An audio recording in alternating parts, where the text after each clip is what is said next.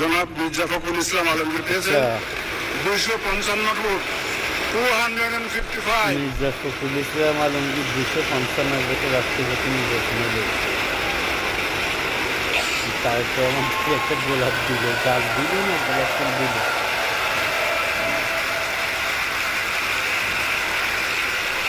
উনি পেয়েছেন 255 ভোটস। তদ